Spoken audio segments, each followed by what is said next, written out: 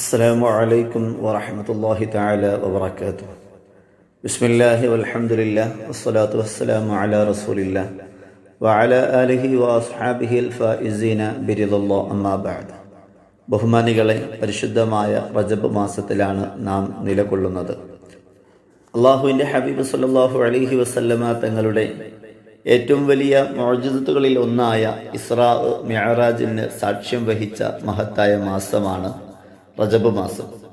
ഇൻഷാ അല്ലാഹ് ഇന്നത്തെ സൂര്യാസ്തമയത്തോടു കൂടി പരിശുദ്ധമായ മിഅ്റാജിൻ്റെ രാവിലേക്ക് നാം പ്രവേശിക്കുകയാണ്.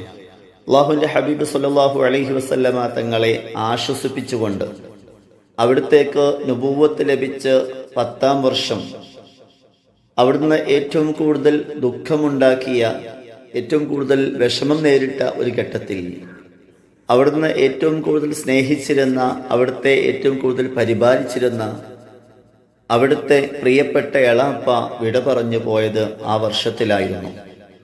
അതുപോലെ അവിടുന്ന് ഏറ്റവും കൂടുതൽ സ്നേഹിച്ചിരുന്ന, തൻ്റെ ജീവിതവും സമ്പാദ്യവും മുഴുവനും അള്ളാഹുവിൻ്റെ റസൂലിന് വേണ്ടി സമർപ്പിച്ച മഹാനായ നബി കരീം സല്ലല്ലാഹു അലൈഹി വസല്ലമ തങ്ങളുടെ പ്രിയപ്പെട്ട പത്നി സയ്യിദത്തുന ഖദീജത്തുൽ കുബ്ര റളിയല്ലാഹു തആല അൻഹ ലോകത്തോട് വിട പറഞ്ഞതും ആ വർഷത്തിലായിരുന്നു.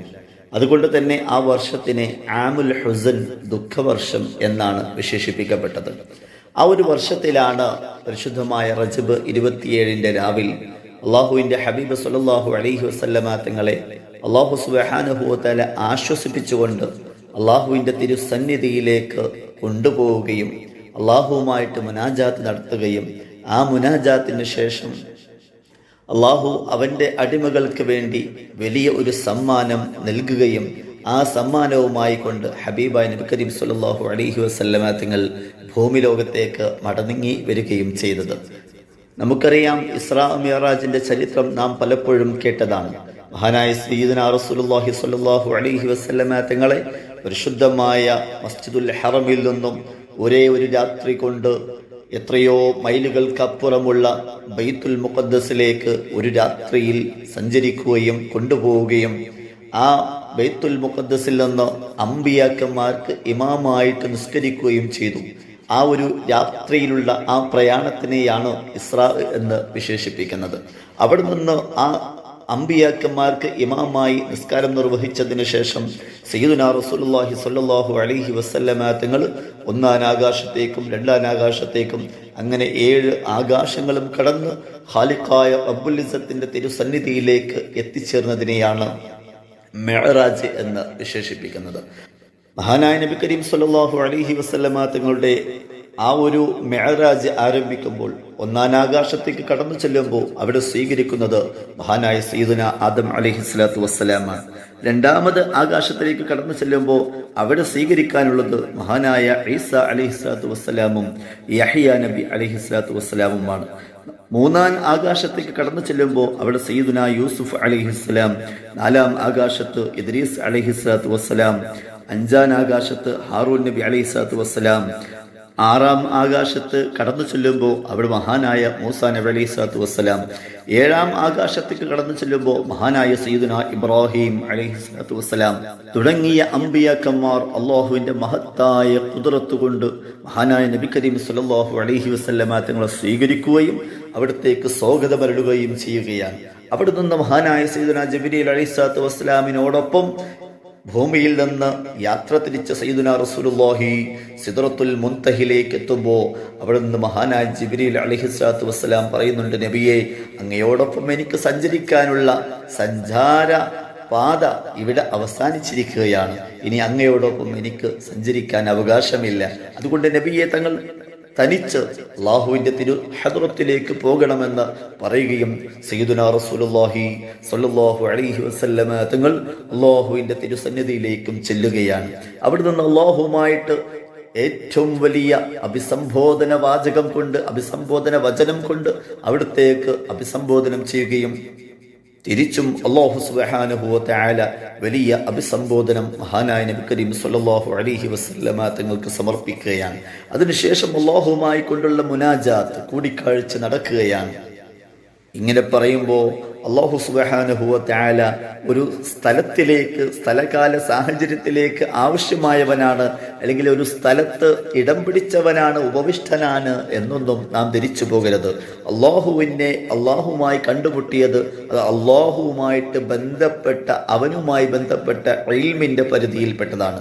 നമ്മുടെ മനസ്സിന്, നമ്മുടെ വിജ്ഞാനത്തിന്, നമ്മുടെ ബുദ്ധിക്ക് അത് ഉൾക്കൊള്ളാൻ സാധ്യമല്ല. അള്ളാഹുവിലേക്ക് ഒരു സ്ഥലകാല സാഹചര്യത്തിലേക്ക് ആവശ്യമില്ല. അള്ളാഹു ഉദ്ദേശിച്ച ഒരു രൂപത്തിൽ സയ്യിദുനാ റസൂലുള്ളാഹി സ്വല്ലല്ലാഹു അലൈഹി വസല്ലമ തങ്ങളുമായിട്ട് മുനാജാത്ത് നടത്തി എന്ന് നാം അതിനെക്കുറിച്ച് മനസ്സിലാക്കേണ്ടതുണ്ട്.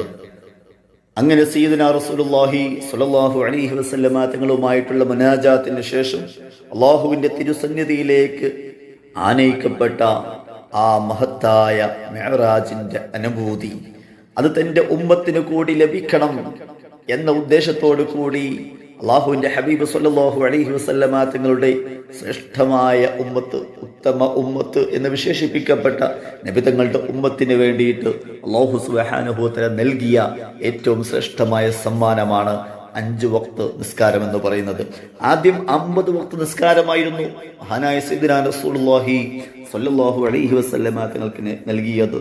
അള്ളാഹുവിന്റെ ഹബീബ് ആ സമ്മാനവും സ്വീകരിച്ചുകൊണ്ട് ഭൂമിയിലേക്ക് മടങ്ങി വരുമ്പോൾ മഹാനായ കരീമുല്ലാഹി മൂസാ നബി അലൈഹിസ്സലാത്തു വസ്സലാമിന്റെ ഇടപെടൽ കൊണ്ട് മഹാനായ നബി കരീം സ്വല്ലല്ലാഹു അലൈഹി വസല്ലമ തങ്ങൾ അള്ളാഹുവിന്റെ തിരുസന്നിധിയിലേക്ക് മടങ്ങി ചെല്ലുകയും ഘട്ടം ഘട്ടമായി കുറച്ച് അത് 5 വക്ത് നിസ്കാരമാക്കി ചുരുക്കുകയും ചെയ്യുകയാണ്. അവസാനമായി ആ 5 വക്ത് നിസ്കാരം മഹാനായ നബി കരീം സ്വല്ലല്ലാഹു അലൈഹി വസല്ലമ തങ്ങളെ ഏൽപ്പിക്കുമ്പോൾ അല്ലാഹു സുബ്ഹാനഹു വ തആല പറയുന്നുണ്ട്, ഈ 5 വക്ത് നിസ്കാരം 50 വക്ത് നിസ്കാരത്തിന്റെ പ്രതിഫലത്തിനോട് തുല്യമാണെന്നും അങ്ങയുടെ സമുദായത്തിനോട് ഇത് നിലനിർത്താൻ കൽപ്പിക്കണമെന്നും അല്ലാഹു സുബ്ഹാനഹു വ തആല പറയുന്നുണ്ട്. ബഹുമാനികളായ മുഅ്മിനീങ്ങളെ, അല്ലാഹുവിന്റെ ഹബീബ് സ്വല്ലല്ലാഹു അലൈഹി വസല്ലമ തങ്ങളുടെ കരങ്ങളിൽ കൊടുത്തയക്കപ്പെട്ട ശ്രേഷ്ഠമായ 5 വക്ത് നിസ്കാരം അല്ലാഹുവിലേക്കുള്ള മിഅ്റാജിന്റെ അനുഭൂതി നമുക്ക് അനുഭവിക്കാൻ വേണ്ടി അല്ലാഹു തആല നമുക്ക് നൽകിയ ഏറ്റവും വലിയ സമ്മാനമാണ്. നമ്മുടെ നിസ്കാരം എന്ന് പറയുന്നത് അത് അല്ലാഹുവുമായി കൊണ്ടുള്ള മുനാജാത്താണ്. അതുകൊണ്ട് തന്നെ നമ്മുടെ നിസ്കാരം നാം നിർവഹിക്കുമ്പോൾ ഖാലിഖായ റബ്ബുൽ ഇസ്സത്തുമായിട്ട് നാം മുനാജാത്ത് നടത്തുകയാണ് എന്ന രൂപേണയാകണം നാം നിസ്കാരം നിർവഹിക്കേണ്ടത്. മഹാനായ നബി കരീം സ്വല്ലല്ലാഹു അലൈഹി വസല്ലമ തങ്ങളുടെ അടുക്കൽ മനുഷ്യരൂപത്തിൽ വെള്ളവസ്ത്രം ധരിച്ചുകൊണ്ട് കടന്നു വന്ന സയ്യിദുനാ ജിബ്രീൽ അലൈഹിസ്സലാത്തു വസ്സലാം ഹദീസിൽ നാം കാണുന്നത് പോലെ അല്ലാഹുവിന്റെ ഹബീബിനോട് ചോദിക്കുന്ന ഒരു ചോദ്യമുണ്ട്, മൽ ഇഹ്സാനു യാ റസൂലല്ലാഹ്. അല്ലാഹുവിന്റെ ഹബീബ്, എന്താണ് ഇഹ്സാൻ എന്ന് പറഞ്ഞാൽ? മഹാനായ നബി കരീം സ്വല്ലല്ലാഹു അലൈഹി വസല്ലമ തങ്ങൾ അവിടുന്ന് പറഞ്ഞു കൊടുക്കുന്നുണ്ട്, അൻ തഅബുദല്ലാഹ കഅന്നക തറാഹു വഇൻ ലം തകുൻ തറാഹു ഫഇന്നഹു യറാക. നീ നിന്റെ റബ്ബിനെ കാണുന്നുണ്ടെന്ന പോലെ നീ അവന് ഇബാദത്ത് ചെയ്യലാണ്. ഇനി നിനക്ക് അങ്ങനെ ഒരു അനുഭൂതി ലഭിക്കുന്നില്ലെങ്കിൽ അവൻ നിന്നെ കാണുന്നുണ്ടോ എന്ന രൂപത്തിൽ നീ അല്ലാഹുവിനെ ഇബാദത്ത് ചെയ്യലാണ് എന്ന്. അതുകൊണ്ട് തന്നെ നമ്മുടെ മുനാജാത്ത്, അല്ലാഹുവുമായിട്ടുള്ള കൂടിക്കാഴ്ചയാണ് നമ്മുടെ നിസ്കാരം എന്ന് പറയുന്നത്. ആ നിസ്കാരത്തിലൂടെ നാം പറയുന്ന വിശുദ്ധ ഖുർആനിലെ ഏറ്റവും ശ്രേഷ്ഠമായ സൂറത്തുൽ ഫാത്തിഹയിലൂടെ നാം പറയുന്ന വാചകം നോക്കൂ. തന്റെ മുന്നിലുള്ള റബ്ബിനോട് ഡയറക്റ്റ് സംസാരിക്കുന്നത് പോലെ, ഇയ്യാക നഅ്ബുദു വ ഇയ്യാക നസ്തഈൻ. നിന്നെ മാത്രം ഞാൻ ആരാധിക്കുന്നു, നിന്നോട് മാത്രം ഞാൻ സഹായം അഭ്യർത്ഥിക്കുന്നു എന്ന വിശുദ്ധ ഖുർആനിന്റെ സൂറത്തുൽ ഫാത്തിഹയിലെ വചനം. അതുപോലെ ഇഹ്ദിനസ് സിറാത്തൽ മുസ്തഖീം, ചൊവ്വായ പാതയിലേക്ക് നീ ഞങ്ങളെ ചേർക്കണമേ എന്ന് പറയുന്ന വചനം. അതുപോലെ സിറാത്തൽ ലദീന അൻഅംത അലൈഹിം, നീ അനുഗ്രഹം ചെയ്തതായ ആളുകളുടെ പാതയിലേക്ക് നീ ഞങ്ങളെ ചേർക്കണമേ. ആരാണ് ഈ അനുഗ്രഹം ചെയ്ത ആളുകൾ? അല്ലാഹു അനുഗ്രഹിച്ച ആളുകൾ ആരാണ്? അതിന് മുഫസ്സിരീങ്ങൾ പറയുന്നുണ്ട്, മിനൻ നബിയ്യീന വസ്സുദ്ദീഖീന വശുഹദാഇ വസ്സാലിഹീൻ. മുഫസ്സിരീങ്ങൾ അതിനെ വ്യാഖ്യാനിക്കുന്നുണ്ട്, ആ മഹത്തുക്കളുടെ പാതയിലേക്ക് നീ ഞങ്ങളെ ചേർക്കണമേ എന്ന വിശുദ്ധ ഖുർആനിന്റെ സൂറത്തുൽ ഫാത്തിഹയിലെ ഓരോ വചനങ്ങളും അല്ലാഹുവിനോട് ഡയറക്റ്റ് നാം ആവശ്യപ്പെടുന്ന ആവശ്യങ്ങളാണ്. അതുകൊണ്ട് തന്നെ അല്ലാഹുവിനെ നമ്മുടെ മുന്നിൽ കാണുന്നുണ്ട് എന്ന രൂപത്തിലാകണം നമ്മുടെ നിസ്കാരങ്ങളും മറ്റു ഇബാദത്തുകളെല്ലാം തന്നെ. ആ ഉത്തമമായ സമ്മാനം അല്ലാഹു തആല നമുക്ക് നൽകിയത് പരിശുദ്ധമായ ഈ മെഹറാജിന്റെ രാത്രിയിലാണ്. അതുകൊണ്ട് നിസ്കാരത്തിന്റെ വാർഷികം കൂടിയാണ് മെഹറാജിന്റെ ദിനം എന്ന് പറയുന്നത്.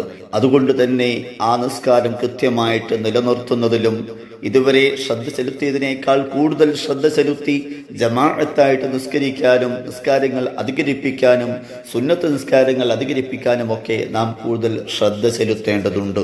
പ്രിയമുള്ള മുഅ്മിനീങ്ങളെ, നമ്മുടെ വളർന്നു വരുന്ന സമൂഹം, വളർന്നു വരുന്ന യുവത്വം, വളർന്നു വരുന്ന നമ്മുടെ മക്കൾ, അവരൊക്കെ നല്ല ചിട്ടയിലായിത്തീരണം. അവരൊക്കെ നിസ്കാരം നിലനിർത്തുന്നവരും കൃത്യമായിട്ട് നിസ്കരിക്കുന്നവരും ജമാഅത്തിന് വേണ്ടി പള്ളിയിലേക്ക് പോകുന്നവരും ആകണമെങ്കിൽ നമ്മുടെ രക്ഷിതാക്കൾ, പ്രിയപ്പെട്ടവരെ, നാം അവർക്ക് ഉത്തമമായ മാതൃകയാവേണ്ടവരുണ്ട്. നാം അവരുടെ റോൾ മോഡൽ ആകേണ്ടവരുണ്ട്. കാരണം മദ്രസയിൽ നിന്ന് നിസ്കാരം നിലനിർത്തുന്നതിൻ്റെ, ജമാഅത്തിന് വേണ്ടി പള്ളിയിലേക്ക് പോകുന്നതിൻ്റെ മഹത്വത്തെക്കുറിച്ച് പഠിച്ചു വരുന്ന നമ്മുടെ മക്കൾ, അവർ കാണുന്നത് നിസ്കരിക്കാത്ത ഉമ്മയെയും അല്ലെങ്കിൽ ജമാഅത്തിന് വേണ്ടി പോകാത്ത ഉപ്പയെയും ഒക്കെയാണ് വീട്ടിൽ കാണുന്നതെങ്കിൽ പിന്നെ എങ്ങനെയാണ് ആ മക്കൾക്ക് നിസ്കാരം നിലനിർത്താനും ജമാഅത്തിന് പോകാനും സാധിക്കുക? കാരണം അവർ കാണുന്നത് അതിനെ ഉപേക്ഷിക്കുന്നവരെയാണെങ്കിൽ എന്തായിരിക്കും അതിൻ്റെ അവസ്ഥ?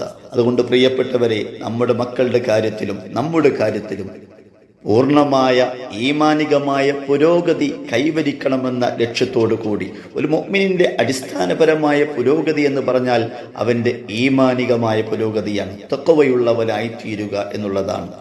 അള്ളാഹുവിന്റെ കൽപ്പനകളെ മുഴുവൻ അംഗീകരിച്ച് അനുസരിച്ച് പ്രവർത്തിച്ച് അള്ളാഹുവിന്റെ വിരോധനകളിൽ നിന്ന് പൂർണ്ണമായി വിട്ടുനിന്ന് തഖ്വയോടു കൂടിയുള്ള ജീവിതം നയിക്കുക എന്നുള്ളതാണ്. അതിന് നമ്മുടെ നാട്ടിലുള്ള ഓരോ മുഅ്മിനായ മനുഷ്യനും ഓരോ മുഅ്മിനായ സഹോദരനും സഹോദരിയും ഉണരേണ്ടതുണ്ട്.